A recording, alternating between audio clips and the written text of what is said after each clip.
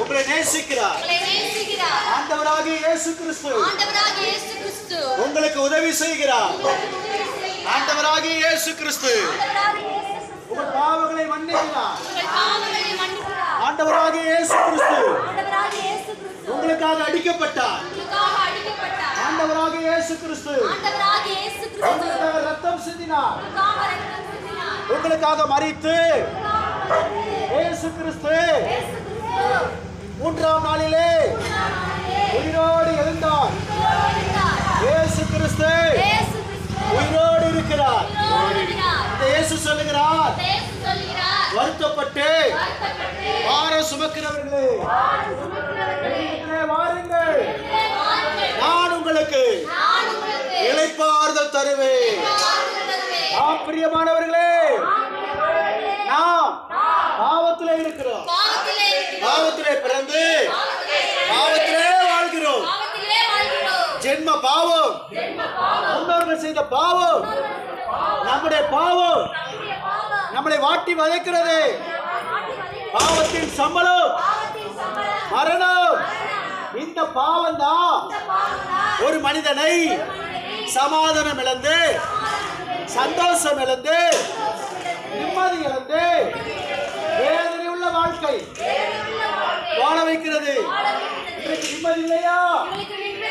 சமாதானம் இல்லையா? சந்தோஷம் இல்லையா? இதற்கெல்லாம் காரணம் நம்முடைய பாவ சாபம். இந்த பாவ சாபத்தில் இருந்து விடுதலை பெற ஒரே வழிதான் இருக்கிறது.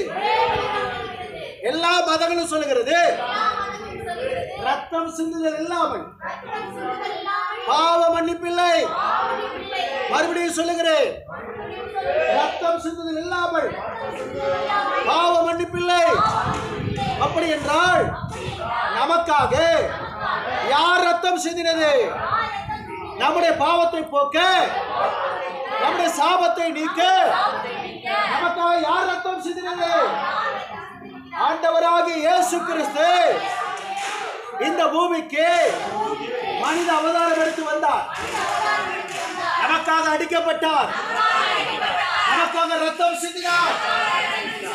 வேதம் சொல்லுகிறது, இயேசு கிறிஸ்துவின் ரத்தம் சகல பாவங்களை நீக்கி நம்மை சுத்தமாக்குகிறது.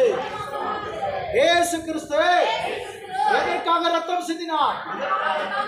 உன் குடும்பத்தில் இருக்கிற பாவ சாபத்தை நீக்க, வேதனை வியாதியை நீக்க உங்களுக்காக ஒரு தெய்வம் இந்த பூமிக்கு வந்து உங்களுக்காக அடிக்கப்பட்டு, உங்களுக்காக ரத்தம் சிந்தி, உங்களுக்காக மரித்திருக்கிறார்.